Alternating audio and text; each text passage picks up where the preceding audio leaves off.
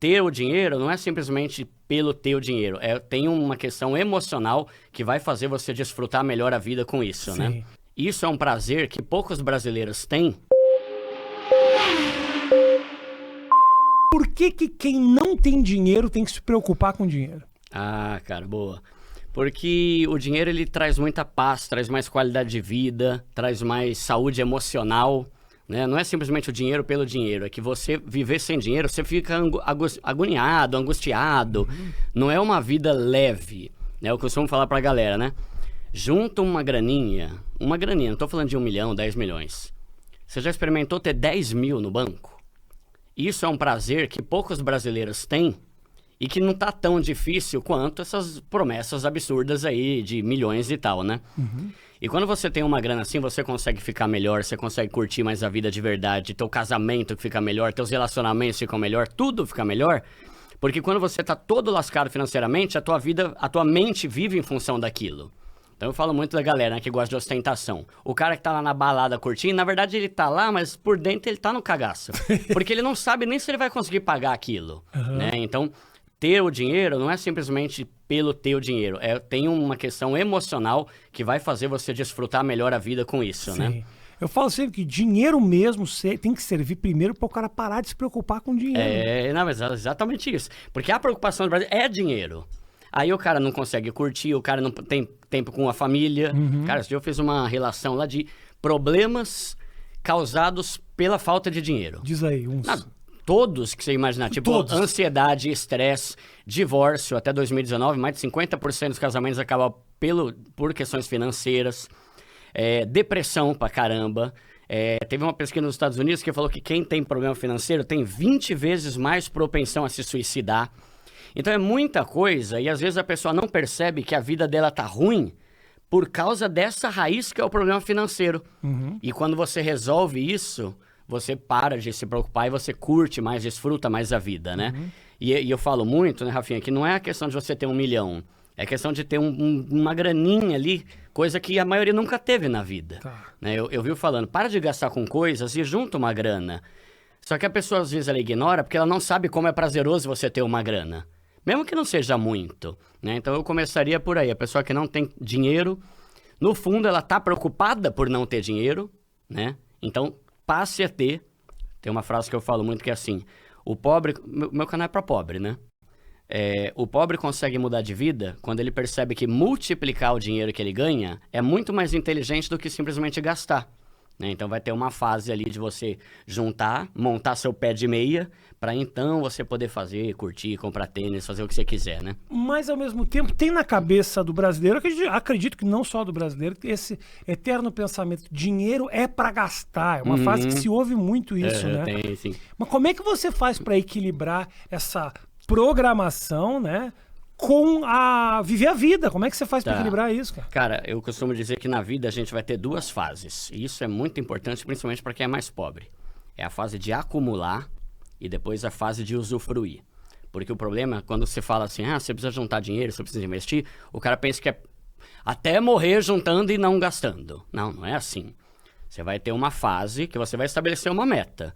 Primeiro, eu quero quitar minhas dívidas porque isso aqui tá tirando minha paz. Acabou. Meta 1. Segunda meta, eu quero montar uma reserva de emergência, que é aquela grana que você deixa guardada para situações ruins, você não se meter no buraco de novo. 3 mil, maravilha. A partir daí, vai começar a investir. 10 mil, maravilha. Aí pode fazer o que você quiser. Entende? Tipo, o ponto é, você merece curtir a vida. Só que quanto mais cara a sua curtição, mais tempo você vai ficar na pobreza. E isso que eu quero resolver, né? Eu quero que a pessoa enriqueça, no sentido de mudar de vida, não tô falando de milhões, né? Eu bato muito nessa tecla, Rafinha, não é milhão. É deixar de ser um pobre cagado. Entende? É porque tem 2 coisas. Tem o pobre e tem o pobre cagado. Pobre cagado é o cara que tá todo ferrado, que trabalha 24 horas pensando nos boletos. E tem o pobre, que é a pessoa ali que tem um salário, tem uma qualidade de vida ok, tá começando a investir e tá aos poucos mudando de vida. E isso não é difícil de resolver.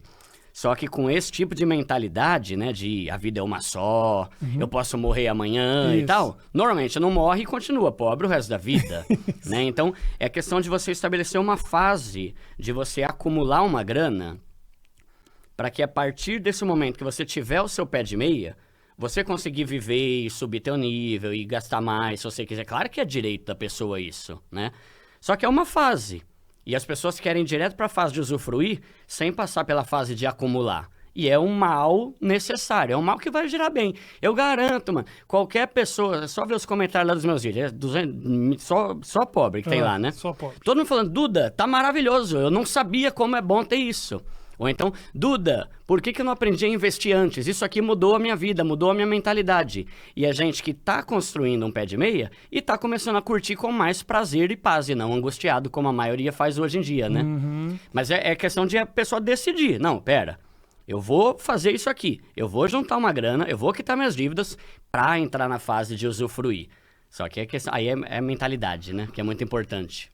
Qual é o principal motivo que você sente pelo qual as pessoas adquirem dívidas? Tá. Cara, principalmente a impulsividade, a ostentação e o cartão de crédito, né? Porque eu falo assim, Rafinha, o que é uma dívida? Não é comprar muita coisa. Dívida é parcelar muita coisa. Porque assim, se você ganha 10 mil e você gasta seus 10 mil comprando tudo à vista, você não é um endividado. Você é uma pessoa consumista. Você está torrando e não está pensando no teu futuro, mas você não está endividado. Sim. Agora, a dívida é o resultado de um parcelamento. O que é uma dívida? Tudo aquilo que eu compro e não paguei. Pode ser um copo d'água, pode ser um livro, pode ser um celular, pode ser o que for.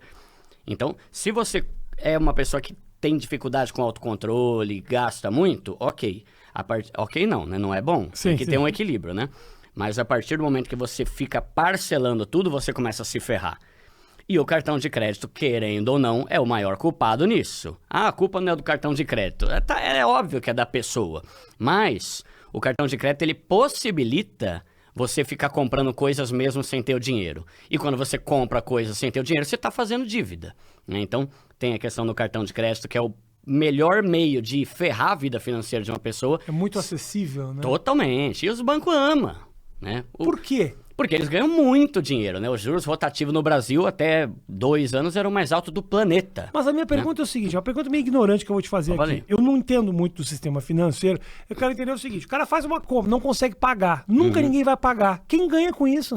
Como é que funciona isso? Cara, é que os juros são tão altos que o banco... Por que o juro é alto? Porque o Brasil tem uma galera caloteira. Tá. Coisa que em outros países não é assim. Por isso que os juros do cartão de outros lugares são mais baixos. O Brasil tem juros altíssimos porque se sabe que muitos brasileiros não vão pagar. Então eles botam juros altos pra caramba para que os que pagarem juros compensem os que não vão pagar. Que é aqueles que depois de 5 anos eu não vou pagar e fica tudo certo. Fica tudo certo entre aspas, né? A pessoa tá queimada, a pessoa tá com o nome sujo e tal. Então tem essa cultura do brasileiro de dar o calote, né? Tanto que eu abomino essa frase. Duda, o que você acha de deixar 5 anos passar para dívida caducar? Primeiro que dívida não caduca. Segundo que mesmo que caducar, você não acha que é uma atitude íntegra isso? Claro. Essa mesma coisa que eu te emprestar uma grana e falar que se dane ele, mano. Daqui a 5 anos ferrou ele que se lasque. Pô, velho, não faz sentido. Então no Brasil tem muito isso. E como os bancos ganham muito com o quê? Empréstimo. Empréstimo é dinheiro fácil para os bancos, com juros altos, cartão de crédito, e quem os bancos mais gosta de dar cartão é pro pobre. Por quê? Porque o rico não vai fazer cagada, e se o rico não fizer cagada, o banco não ganha juros.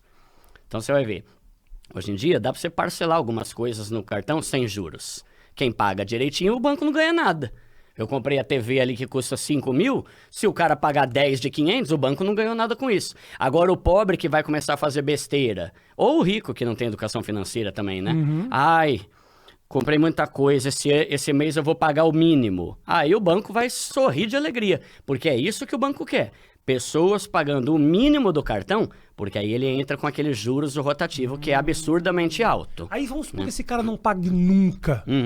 O que acontece com esse cara? Depende da dívida, né? Eu fico pensando assim, tipo, beleza, não vou ocupar. Vou deixar caducar, não caducou, não paguei. Esse cara vai preso? Então, essa que é a treta. Por isso que a gente tem a cultura também do calote. Porque muitas vezes a pessoa que não paga, se ela fica enrolando, depois o banco fala, me dá 1.000 aí, deixa quieto 5.000. Aí ele se dá melhor do que quem paga certinho. Inclusive, então todo o sistema tá errado. Inclusive tem empresas de cobranças, que são empresas que pegam essas cartas gigantes aí de um Visa, e aí ele fala, é o seguinte, aqui, na verdade, tem 2 milhões de dívida para você cobrar, mas eu te vendo por 300 mil. Aí ele consegue fazer 500 mil em cima daqueles 300. Ganha em cima, É uma indústria tem securitizador, tem um monte de coisa. É uma indústria que gira em torno do caloteiro.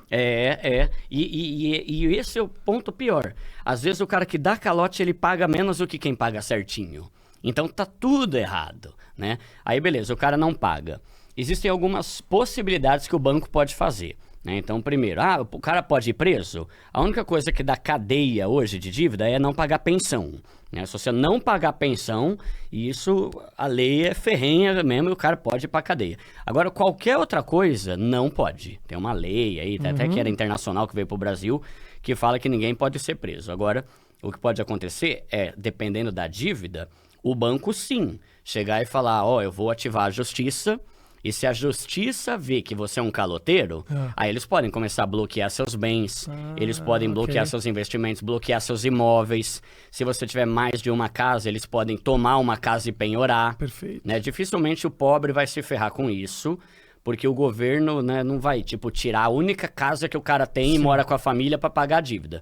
Mas se é uma pessoa... a gente vê muito aí, os caras que é traficante, que a polícia prendeu os bens, carro e o caramba, né? Pode pegar de volta. Vira tudo leilão depois. Vira, né?